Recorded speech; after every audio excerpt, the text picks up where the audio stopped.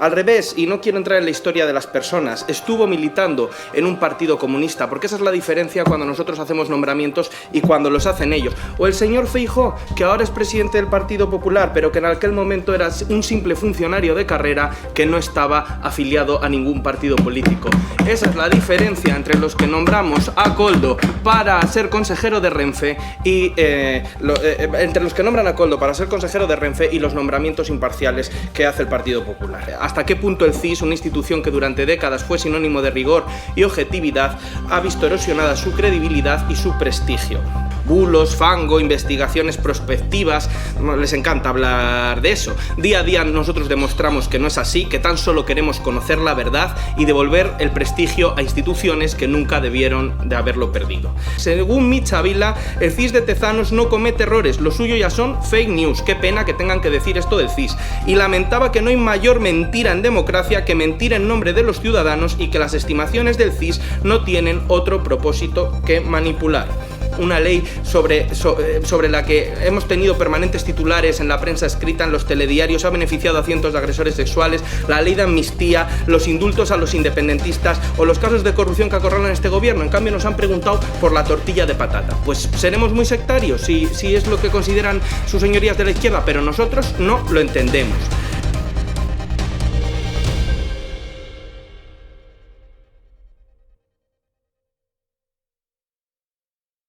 Gracias, señora Macías. A continuación tiene la palabra en nombre del Grupo Parlamentario Popular, don José Ángel Alonso Pérez. Adelante. Vamos a ver, porque tengo 10 minutos y si tengo que dar la réplica a este maravilloso mitin del PSOE en el que hemos hablado del Tribunal Constitucional, de Isabel Díaz Ayuso, de empleo, de las familias, de la guerra en Europa, de unidad de acción en torno a la defensa, de la gestión del PP y de cargos en ministerios anteriores, pues tendría toda la mañana para rebatir, pero en el Partido Popular sabemos para lo que estamos aquí y yo sí que quiero hablar del CIS y según el 2.1 yo también escucho murmullos, señorías de la izquierda. Sí que me gustaría rebatir que Pilar del Castillo no era afiliada al Partido Popular, nunca hizo manifestaciones públicas, no escribía para ninguna fundación del PP. Al revés, y no quiero entrar en la historia de las personas, estuvo militando en un partido comunista, porque esa es la diferencia cuando nosotros hacemos nombramientos y cuando los hacen ellos. O el señor Feijóo, que ahora es presidente del Partido Popular, pero que en aquel momento era un simple funcionario de carrera que no estaba afiliado a ningún partido político. Esa es la diferencia entre los que nombramos a Koldo para ser consejero de Renfe y entre los que nombran a Koldo para ser consejero de Renfe y los nombramientos imparciales que hace el Partido Popular. Y ahora entro en la cuestión. En primer lugar, profesor Llera, a mí sí que me gustaría darle la bienvenida a esta Cámara, agradecerle su disposición a comparecer. Usted tiene una larguísima trayectoria investigadora y docente, su servicio a la sociología como fundador y director del Euskobarómetro ha sido muy importante, su participación en un montón de órganos que no voy a citar en instituciones de prestigio, hacen que esta comisión le haya considerado como una figura clave para esclarecer hasta qué punto el CIS, una institución que durante décadas fue sinónimo de rigor y objetividad, ha visto erosionada su credibilidad y su prestigio. No le citamos de parte, le citamos porque le consideramos importante en esta comisión. En esta sala, los comparecientes, como ha visto, se suelen encontrar con un PSOE a la defensiva que trata de atacar la comisión, asegurando que está planteada para generar, pues no sé, lo que siempre dicen ellos, bulos, fango, investigaciones prospectivas, les encanta hablar de eso. Día a día nosotros demostramos que no es así, que tan solo queremos conocer la verdad y devolver el prestigio a instituciones que nunca debieron de haberlo perdido.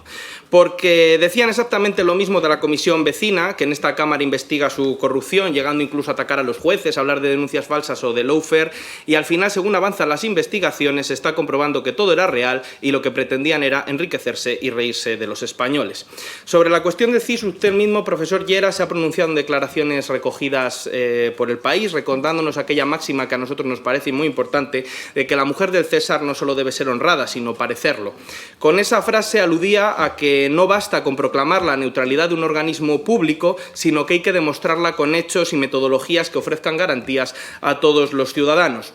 En esa misma línea usted subrayó que el CIS debe mantener la neutralidad técnica y política y, como ha dicho hoy, pues resulta muy difícil hacerlo si quien preside la institución, además de tener una reconocida trayectoria académica, que eso no se lo vamos a negar, procede de la dirección de un partido político. Por tanto, compartirá con nosotros que no deja de ser preocupante que un catedrático que ejerce en la actualidad como militante del PSOE dirija el principal centro de investigación demoscópica de este país. Y además todos compartimos lo que aseguró en donde está usted sentado Cristóbal Torres, expresidente del CIS, que es que a Tezanos le vence su alma política sobre la científica.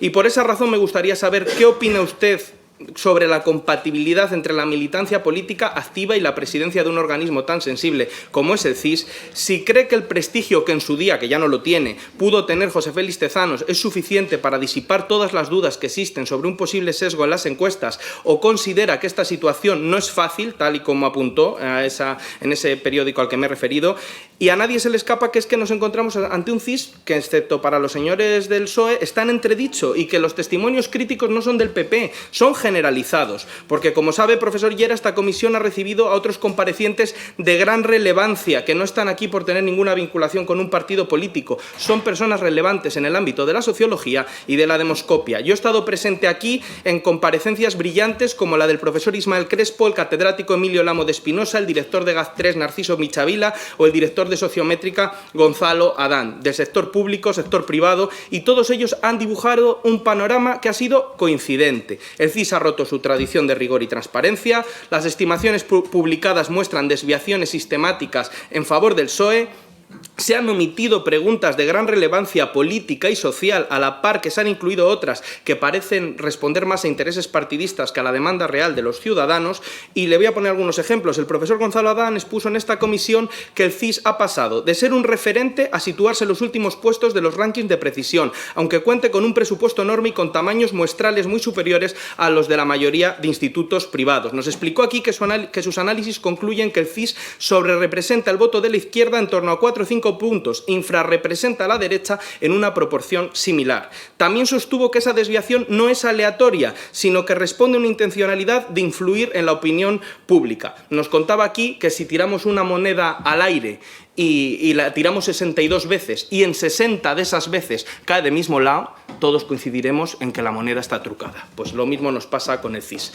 Por su parte, Narciso Michavila describió cómo hasta el 2018 el CIS había sido un modelo metodológico de referencia, basado en la ponderación por recuerdo de voto, pero que desde la llegada de Tezanos se han introducido cambios sin justificación técnica que han conducido a errores recurrentes. Según Michavila, el CIS de Tezanos no comete errores, lo suyo ya son fake news. Qué pena que tengan que decir esto del CIS. Y lamentaba que no hay mayor mentira en democracia que mentir en nombre de los ciudadanos y que las estimaciones del CIS no tienen otro propósito que manipular. Por otra parte, el catedrático Lamo de Espinosa, al que usted ha hecho referencia, recordó algo sobre lo que usted ha incidido mucho, que el CIS atesoraba un valor científico incalculable gracias a sus series históricas, fundamentales para analizar la evolución de la opinión pública en España desde el año 1979. Sin embargo, con la presidencia de Tezanos, muchas de estas series, usted me ha gustado que las haya dado importancia, se han interrumpido o alterado, imposibilitando comparaciones ya a largo plazo y perjudicando el trabajo de investigadores y universidades para siempre. Muchos de sus compañeros están hablando de un daño irrecuperable. Me gustaría que usted nos diera su opinión sobre si es recuperable o no esta ruptura en las series.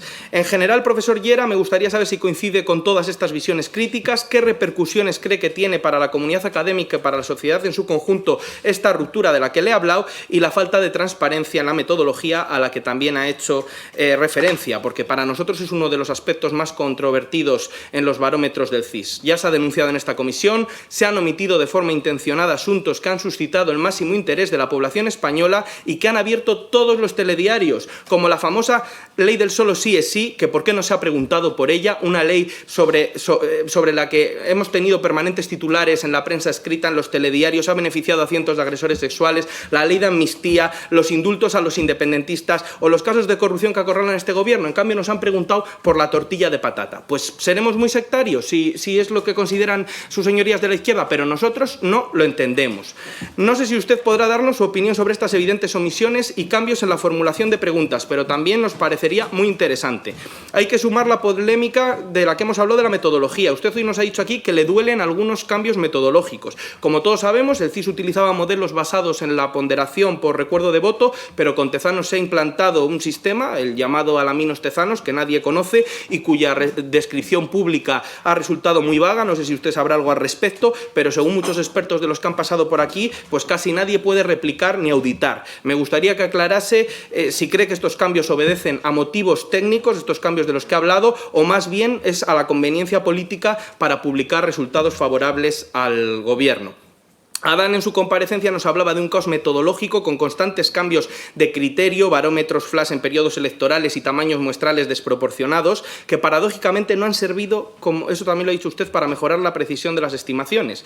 Y nos interesa de verdad mucho conocer su opinión también sobre el factor presupuestario. Hemos pasado de un presupuesto de 8 millones a uno de cerca de 16, empeorando la fiabilidad de las encuestas. Es que se han multiplicado los barómetros, se han publicado hasta 4 estimaciones en pocas semanas con errores enormes, errores muy notables, coincidiendo con procesos electorales. Entenderá que con este escenario, pues los que estamos aquí nos preguntemos si estamos ante un uso eficiente de los fondos públicos, porque a nosotros sí que nos preocupa, o si este incremento del número de encuestas se justifica por la necesidad de mantener una presencia mediática mes a mes, que en última instancia pues al que beneficia es al Gobierno, que el CIS esté ahí mes a mes frente a todo el resto de encuestadoras. Por último, es preciso abordar un asunto crucial para la calidad de nuestra democracia, que es la posible influencia del CIS en el comportamiento electoral de los españoles. Tal como explicaba el profesor Lamo de Espinosa y el director técnico Sociométrica, las encuestas no solo reflejan la realidad, usted lo sabe muy bien, sino que también pueden modificarla, especialmente en el caso de votantes indecisos. Si los barómetros oficiales muestran sistemáticamente al PSOE muy por encima de la oposición, podría generarse el conocido por todos aquí efecto bandwagon, que moviliza a los electores de la izquierda y desmoraliza a parte de la derecha. Son muchas las preguntas que yo sé que le estoy haciendo, el tiempo no es abundante y de verdad que le quiero agradecer la claridad con la que está abordando la problemática. Sé que no es fácil, sé que usted es amigo del profesor Tezanos y por eso le agradecemos especialmente el esfuerzo que está haciendo hoy aquí. Muchas gracias. Muy bien, muchas gracias, señor Alonso Pérez. A continuación tiene la palabra el señor Llera Ramos por un tiempo máximo de 20 minutos para poder aportar lo que considere. Vale, voy a empezar por la primera pregunta, lógicamente, ¿no? Sesgo deliberado, no me atrevo a afirmar semejante cosa. Es muy fácil. No me atrevo, así que yo no veo a José Félix en esa tesitura. Que luego resulte lo que resulte es otra historia, pero yo no creo que haya, digamos... porque, vamos a ver, el sesgo deliberado es un autoengaño. Y un científico autoengañarse me parece que tiene poco sentido. Y además entraría en un terreno, vamos a decir, de tipo ético, de tipo moral, que no me corresponde, obviamente, ¿no? Así que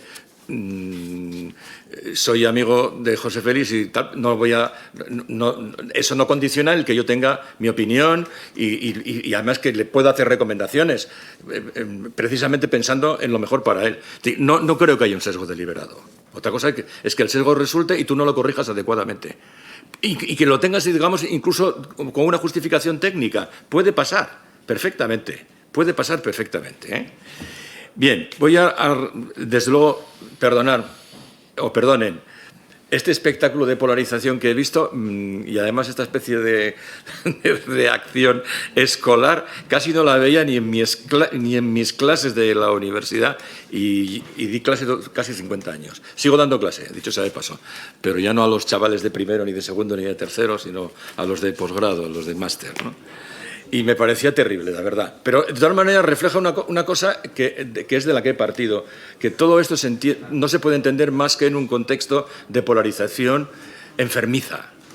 Perdonen que se lo diga, pero como investigador y además el que me he dedicado a ese tema especialmente y que me frustra tremendamente, es decir, el clima de polarización que tenemos daña nuestra democracia, daña la confianza institucional y esto es lo que nos está pasando. Y efectivamente tenía razón de alguna manera la señora Macías de que en este contexto es un poco donde se está produciendo también este cuestionamiento que por otra parte es legítimo, ¿eh?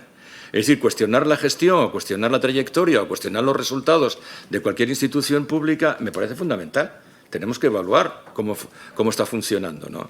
Pues voy a empezar por lo positivo, que usted misma recordaba y que yo, efectivamente, yo he olvidado porque entendía que eso no era lo más importante en este momento, pero bueno, es verdad.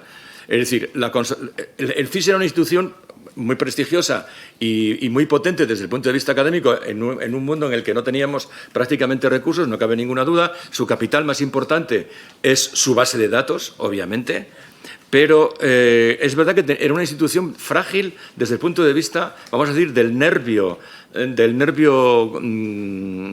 estructural de la casa, ¿eh? Es decir, era frágil presupuestariamente, dependía mucho del goteo que se le podía sacar al gobierno de turno en cada momento. Yo creo que eso lo ha consolidado José Félix, me parece muy positivo, lógicamente.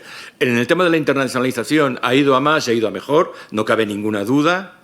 Pero no olvidemos que en la internacionalización somos todos los académicos los que empujamos en esa línea y aportamos, lógicamente, contactos y demás. Él ha sabido responder a esa demanda y ha funcionado. En el tema de la infraestructura tecnológica no cabe ninguna duda que también ha mejorado porque, bueno, hoy día es un aspecto fundamental y la fragilidad de la tecnología en muchos casos es muy grave y en este caso también la ha mejorado. En gran parte los incrementos presupuestarios han tenido que ver con la consolidación de la estructura laboral, que era muy frágil. Es decir, la estructura de campo que tenía el CIS era una estructura muy amplia, muy costosa, pero muy frágil desde el punto de vista laboral. Es decir, no cumplía las normas laborales. Y es verdad que José Félix eso lo ha resuelto y yo creo que lo ha resuelto bien, el tema de tamaños muestrales, frecuencia de las oleadas, de los barómetros y tal. Los barómetros, vamos a ver, si pueden ser mensuales, es un ideal. ¿Quién lo puede hacer? El que tenga mucho dinero o una institución pública, no cabe ninguna duda. A mí eso no me parece criticable, La cuestión es que lo que nos ofrezca sea sustantivo, obviamente, ¿no? Las muestras, es la única institución que puede hacer muestras grandes y en esto hay que entenderlo. En un país como el nuestro, que se ha fragmentado tanto territorialmente y tanto políticamente, es inevitable que tengamos que incrementar las muestras. Es decir, cuando teníamos un sistema de dos partidos, prácticamente 2 partidos y medio, bipartidismo imperfecto, perfecto, que funcionaba estupendamente, necesitamos muestras mucho menores. ¿Por qué? Porque estimar o saber los comportamientos de la derecha o de la izquierda de los dos grandes partidos, Partido Socialista, Partido Popular, en cualquier parte de España era relativamente fácil con muestras relativamente pequeñas. Yo lo hacía en el País Vasco en una situación un poco más complicada desde el punto de vista político y más fragmentado, etcétera, etcétera. Y aún así, bueno, pues tenía dificultades. Claro, era inevitable hacer muestras mínimas con representación provincial. Me hubiese gustado poder hacer muestras mucho más potentes. Pero claro, el dinero no llegaba. El CIS lo puede hacer y lo debe de hacer, sinceramente. A mí eso no me parece realmente cuestionable. En el tema de la metodología, lo que decíamos, ¿no? Técnicamente hay muchas metodologías, no todas son iguales, obviamente, cada uno tiene sus preferencias, y es verdad lo que decía la señora Macías, el CIS en la metodología es transparente, es decir, cuenta perfectamente con el modelo de Alaminos fundamentalmente, que es quien digamos lo ha ideado y lo ha puesto puesto en circulación. Cuentan exactamente las características técnicas, esto no tiene ninguna duda. Si el problema no está ahí, el problema no es que nos cuenten cómo está hecha la metodología, el problema está en que si tú te encuentras con una muestra que hay que chequear, que tiene un sesgo de recuerdo, el sesgo de recuerdo, si no lo corriges, va a ir al sesgo de estimación. Y yo creo que ahí está un poco el problema del asunto. El sesgo de recuerdo va al sesgo de estimación. Y eso no es mala fe ni es nada. A veces puede ser un poco, digamos, bueno, pues rigidez metodológica. Es una opción, obviamente, ¿no? No la voy a cuestionar yo, obviamente, ¿no? Por lo tanto, ni tamaños muestrales, ni derroche de recursos. Es decir, que se pueden plantear recuperar series temporales, sería deseable. Vamos a ver, en el tema de las encuestas, hay muchos elementos, pero preguntamos opiniones y preguntamos actitudes. Cuestionamos por opiniones y por actitudes. Las opiniones son de coyuntura. Y hay preguntas que hay que hacer necesariamente porque en una coyuntura hay un tema por el que hay que preguntar. Pero que eso no tiene por qué pasar a las series temporales. ¿Por qué? Porque no es una cuestión actitudinal, es una cuestión opinática y es de coyuntura. Sin embargo, lo que sí que hay que mantener son las actitudes, porque eso no cambia tan periódicamente. Es mucho más lento la evolución de las actitudes. Y ahí es donde están las series temporales fundamentalmente. Y que son fundamentales para entender... ¿Se me está acabando el tiempo? Porque como te había así con la mano, digo, a ver si me estoy pasando, porque no me cronometro, o sea que yo voy así como en las clases, lo mismo, ¿no? El tema de la neutralidad que me planteaban también, vamos a ver, esto es un debate académico e intelectual, casi filosófico, larguísimo. Nos lo planteó Max Weber, que es el gran maestro, lógicamente, para los científicos sociales. Se puede estar comprometido políticamente y ser neutral académicamente y ser neutral científicamente. Y nos lo han demostrado la inmensa mayoría de los directores que han pasado por el CSIS de un color y del otro color. ¿O no? ¿Alguno ha podido cometer errores? Sin duda ninguna. ¿Quién no? Porque son errores muchas veces analíticos. Son errores analíticos. Ahora bien, un poco persistir, vamos a decir, no en la militancia, que yo no veo ninguna incompatibilidad entre ser militante e intentar mantener una neutralidad metodológica, valorativa, etc. Yo lo he hecho. Yo he sido militante y he mantenido mi propia distancia científica y mi propia neutralidad académica. Y en las valoraciones que haya podido hacer o los análisis que he podido hacer eran replicables en cualquier caso. Yo los basaba en datos. Alguien podía tener una interpretación distinta de los datos y no pasaba nada. No pasaba nada. Ni por mi parte, ni por quien cuestionase la conclusión a la que yo llegaba con los mismos datos. Esto es evidente, ¿no? Sí, por lo tanto, yo ahí no veo mayor problema siempre y cuando, lógicamente, no se persista en un sesgo analítico, digamos, claramente obcecado, ¿no? Y yo ahí no me atrevería a decir que José Félix estuviese en esa tesitura. Lo que sí es evidente que en las evaluaciones de los resultados de las estimaciones, incluso en los resultados muestrales, sí que hay un sesgo de sobrerrepresentación de la izquierda. Si hay un sesgo de sobrerrepresentación de la izquierda en las muestras, lo que tenemos que hacer es corregirlas técnicamente. Es inevitable. Lo hemos tenido que hacer siempre. Me pasaba en el País Vasco con el nacionalismo. También. Era conocido. O sea, y no pasaba nada.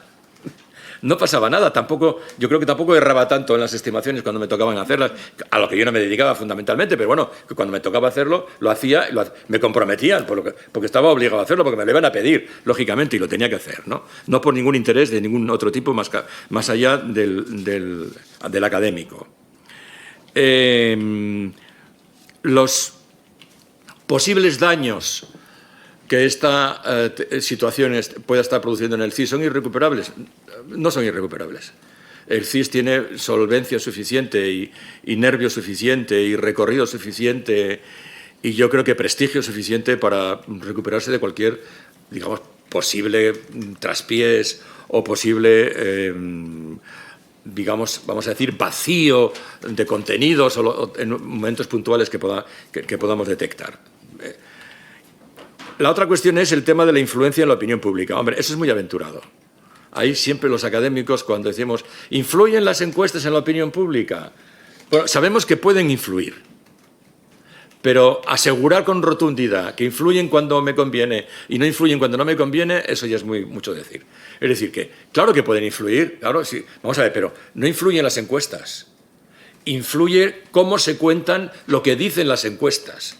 Y entonces quienes influyen son los mediadores que utilizan determinados análisis o determinadas conclusiones para reforzar una idea u otra que puede estar condicionando, lógicamente, lo que el portavoz popular me ha comentado. Claro que sí que puede producirse, pero no es fácil de demostrar, ¿eh? O sea, es una discusión que tenemos los académicos y además con mediciones y demás, a ver si influyen o no influyen. Pues a veces sí y a veces no. Respuesta a la gallega. Pero ¿por qué no hay otra, científicamente? ¿Por qué no hay otra? Sinceramente. Entonces habrá momentos en que sí y habrá momentos en que no, y dependiendo un poco cómo se refuerce de alguna forma esa conclusión que podemos obtener o deducir a partir de una encuesta. Y yo creo que he respondido a todas las cuestiones. Insisto, se puede ser militante y practicar la neutralidad académica. Se puede. Y se debe, cuando uno está en esa responsabilidad. Cómo se haga y quién lo haga, eso ya es una cuestión distinta. Muy bien, muchas gracias, señor Llera. A continuación tiene la palabra la señora Barcos. No desea intervenir. La señora Macías Mateos, por un tiempo máximo de 5 minutos. Adelante. Muchas gracias, presidente. Le agradecemos su opinión, señor Llera. La opinión es eso, una opinión de expertos, respetable como otros que han venido. Lo que sí nos ocupa más es que el Centro de Investigaciones Sociológicas no se vea dañado por esta campaña contra él. Y lo decimos con claridad. Si el CIS no hace más barómetros, si el CIS no hace más encuestas, toda la opinión publicada pasa a estar ocupada por otro tipo de empresas, otros tipos de intereses, que van a colocar eso que decía usted, explicar en titulares el resultado científico. Entonces, ahí sí creemos que porque el CIS intensifique su labor, no es malo, porque no hay oscuridad de la parte pública y de los datos que, como decíamos antes, todo se hace con una base científica que está publicada y que está explicada, cosa que no hemos visto, por ejemplo, cuando aquí han venido otros expertos que no publican sus datos, los microdatos de sus encuestas, y evidentemente hay una parte de oscuridad que ahí no sabemos. ¿Todos contra el CIS? Pues puede ser, pero tenemos que recordar que el CIS es lo público y al amparo de lo público se fiscalizan sus cuentas, se auditan sus cuentas y se puede ver también todo aquello que está cuestionando el PP aquí, que es la legalidad en cuanto al funcionamiento de la institución, que ha quedado sobradamente acreditada por los informes de la intervención y sobre todo por los exámenes que se hacen con respecto a los procedimientos y manuales de trabajo que tiene, que existen. Que aquí no hay nadie que esté apuntando una cifra por detrás. Hay procedimientos que se auditan. Nosotros nos interesa, evidentemente, preservar ese carácter de la institución, porque aquí se está dañando.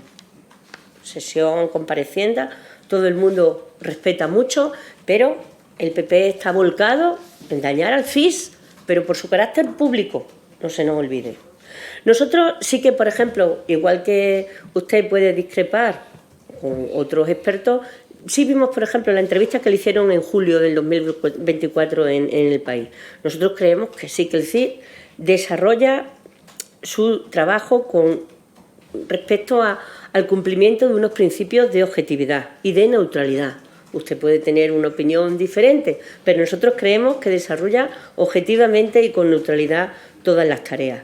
Creemos, ahí coincidimos, que funciona con transparencia. Usted antes hablaba de que es transparente en cuanto a los datos y todo lo demás. Pueden cuestionarse otros aspectos, pero en eso coincidimos. Y también, evidentemente, que combatimos el oscurantismo con la publicación de todos esos datos, que tienen un sostén muy positivo para los expertos y para los investigadores que luego generan otros estudios, porque el CIS no es solamente información electoral y opinión electoral, en fin, establece datos y estudios que nos sirven políticamente y también a las empresas para tomar decisiones y múltiples aspectos. Nosotros no creemos que se haya perdido los indicadores de confianza en las instituciones. Señalaba usted en esa entrevista que pensaba que se habían perdido. Por ejemplo, por recordarlo y para quien quiera hacer una revisión, en la encuesta sobre tendencias sociales del 8 de noviembre de 2024 se incluían la pregunta, no voy a reproducirlas, pero para que las tengamos en mente, la pregunta 7, 8 y 9 hablan de las encuestas en las instituciones. Por lo tanto, ahí también de la confianza en las instituciones. Nosotros ahí también queríamos señalarle parte de la coincidencia, es que el sesgo no tiene fundamento de ser deliberado, porque el PP está planteando aquí que todo lo que sale del CIS, si permítanme la expresión, es como si fuera una caja que se da vuelta y luego entramos con una mano, colocamos todo para que cuando se abra veamos lo que nosotros queremos. Eso no está ocurriendo en el Centro de Investigaciones Sociológicas. Nos interesa también el posicionamiento que con respecto a decir que antes había un CIS frágil presupuestariamente, ahora tenemos un CIS fuerte o reforzado, que si antes había menos internacionalización que servía también para acreditación de estudios, lo que es el bagaje y el buen nombre de nuestros investigadores, ahora es una línea de éxito que seguro que el presidente del CIS va a seguir apoyando, que la innovación tecnológica nos lleva a tener un centro está a la vanguardia y que seguramente seguirá invirtiéndose en esa innovación. Y sobre todo que si de la estructura laboral antes se derivaba fragilidad, ahora hay mayor seguridad. Eso nos interesa, en defensa de lo público y de un instituto público. Las conclusiones, como le decíamos, están escritas, las tiene escritas el Partido Popular. Y reiteramos que nos hubiera alegrado que usted viniera a comparecer en otro contexto. No ya de mayor o menor polarización, porque, por ejemplo, la polarización, y refiriéndonos otra vez a los estudios electorales que se publicaron en el año 23 con motivo de las elecciones generales, ahí la polarización era total, pero total porque ya se daba ganado y sobreganado un gobierno por parte de la derecha y la ultraderecha, y todo el mundo polarizaba, pero quienes más polarizaban eran todas las opiniones que se vertían en esa traducción de resultados. Y lo vimos. Y además hemos tenido también precedentes como que algunos medios que no son precisamente, no están orientados hacia favorecer la labor del gobierno progresista, acabaron publicando en determinadas encuestas que Tezanos acertó. Lo hemos visto, como al final vinieron a reconocer que se acertaba. Nosotros, evidentemente, sobre la neutralidad, creemos que el instituto está funcionando bien, que está funcionando en base a legalidad y que está funcionando preservando también lo que representa. Y es que todos los investigadores y las investigadoras puedan realizar su labor de una manera libre, no condicionada, y sobre todo con una libertad que al final su trabajo tiene que trascender para estudios posteriores, porque unos presidentes entrarán y saldrán, pero el instituto debe de seguir. Y le decíamos, para que usted también lo recuerde, nos preocupa especialmente el daño que con esta comisión algunos persiguen hacerlo al Centro de Investigaciones Sociológicas, que es un centro público. Muchas gracias, señor Llera, y que tenga usted un feliz día. Sabe que aquí puede venir cada vez que quiera. A usted. Muchas gracias, señora Macías Mateos. A continuación tiene la palabra el señor Alonso Pérez en representación del Grupo Parlamentario Popular por un tiempo máximo de 5 minutos. Aclarando que esta comisión no hace ningún daño al CIS, se lo hace Tezanos. Yo entiendo que tiene que ser difícil tratar de poner un poco de sentido común en medio de este desastre, pero usted hacía referencia en su primera intervención a que José Félix se ha pringado con los análisis que hacía desde la Fundación Sistema y con su revista Temas. Cuando el presidente del CIS se dedica a atacar al principal partido de España, a llamarnos tabernarios, incluso a decir que esta comisión somos el Tribunal de la Santa Inquisición, pues entienda que somos bastante educados con él y que estamos seguros de que está tratando de producir los resultados. En el PSOE no saben que las empresas privadas, los microdatos, son de quienes los encargan y pagan por las encuestas, y usted comprobará si ha podido seguir las reuniones de esta comisión, que en el Grupo Socialista se han referido y también a ellos, aunque no los han citado, llevan meses aferrándose a 10 o 12 titulares que no censuran el comportamiento de Tezanos, y en un ejercicio de cinismo se olvidan de los miles de reproches que recibe de todos los expertos, de los medios de comunicación, de las universidades y especialmente de amigos y excompañeros que sienten vergüenza de lo que se está haciendo con el CIS. La verdad es que como el PSOE siempre tiene que agarrarse a esos mismos titulares a los que me refiero, comisión tras comisión, y ya casi es que nos lo sabemos de memoria, pues yo ya estoy por la labor de dedicar en cada comisión un minuto de mi intervención a darles nuevos titulares para que escuchen algo diferente. Y voy a empezar con el minuto de hoy. Tezanos admite que el CIS erró en las encuestas de las elecciones de Madrid y dice que no es un adivino. El estratosférico sueldo de Tezanos y el presupuesto récord del CIS. Tezanos incumple la ley electoral con la encuesta del CIS para rastrear indecisos. El 4M deja en evidencia al CIS, falló en su sondeo, siguió encuestando hasta la jornada de reflexión y su presidente insultó al PP. Tezanos introduce otro criterio en el CIS a medida de Pedro Sánchez. La SER, por ejemplo. Varios politólogos aseguran que el barómetro del CIS sobre Madrid tiene errores de cálculo. Los fallos del CIS desde 2018 premian con un 4% a la izquierda y quitan el 3% a la derecha. La encuesta del CIS en Cataluña incluye un error sobre el sistema de elección del presidente de Asturias. Patinazo de Tezanos. El barómetro preelectoral del CIS se equivoca. La manipulación del CIS de Tezanos en evidencia. Tezanos, el arte de manipular sin inmutarse. El Español, el fracaso de Tezanos, el propagandista del CIS y la revista Temas con 90.000 euros de sueldo oficial. ¿A qué espera la Fiscalía para investigar la malversación del CIS de Tezanos? Tezanos hunde al CIS en el ridículo con el tercer cambio de metodología.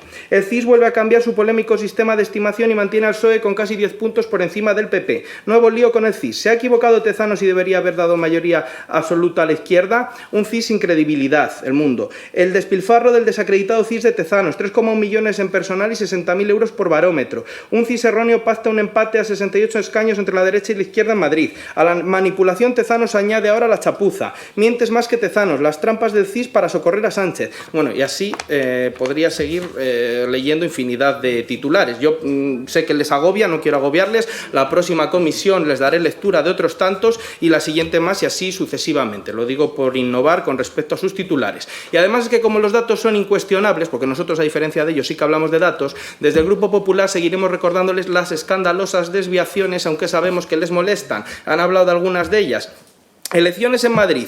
Con las ganas que le tienen ustedes a la señora Ayuso, sobreestimaron en más de 14 puntos a favor del PSOE con respecto al PP. Andalucía, 8,6 puntos. Ahora que la candidata es María Jesús Montero, que va con la billetera a todas partes, no me quiero imaginar de cuánto va a ser el próximo CIS. En municipales, más de 7,8 puntos. En autonómicas, hubo casos como Baleares con una desviación de casi 15 puntos a favor del PSOE. Pues ahí está mi compañera Marga Pruens, no está la señora Armengol. En las generales que ha hablado usted del 23J, más de lo mismo, sobreestimaron en 20 escaños a los partidos del gobierno, que hablaba usted de las señora portavoz del PSOE, hablaba usted de las generales. Es que la realidad es que si Tezanos se hubiese aproximado a la realidad lo más mínimo, hoy Sánchez no tendría que estar mendigando sus votos a Puigdemont y cediendo ante un mediador salvadoreño en su decreto ómnibus, en las competencias sobre inmigración o entregándoles un premio de 17.500 millones de euros para paliar las consecuencias de una mala gestión.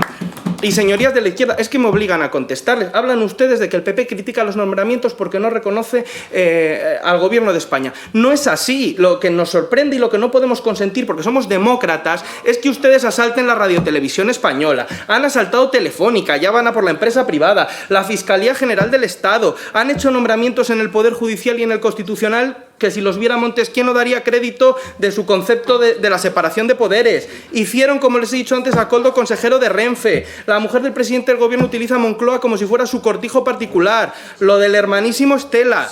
Colocaron a las chicas de Ábalos en el ministerio. Y nosotros precisamente estamos aquí en comisiones como esta para explicarles que las instituciones no les pertenecen y no son sus chiringuitos. Por eso vamos a estar aquí semana tras semana explicando que una institución como el CIS no se merece lo que están haciendo con ella. Y lo vamos a hacer simplemente por una cuestión de decencia democrática. El titular de hoy ya lo tienen, estén tranquilos que no va a ser esta comisión. Lo ha dado el CIS y es el siguiente, porque ya está en muchos medios de comunicación. El CIS de Tezanos dispara al PSOE 5,3 puntos por delante del PP y hunde a Vox. Ustedes, como dicen, tienen un CIS muy fuerte económicamente, que no da una, pero si están tan seguros del CIS de hoy, yo me despido invitándoles a que convoquen elecciones y nos vemos en las urnas. Muchas gracias.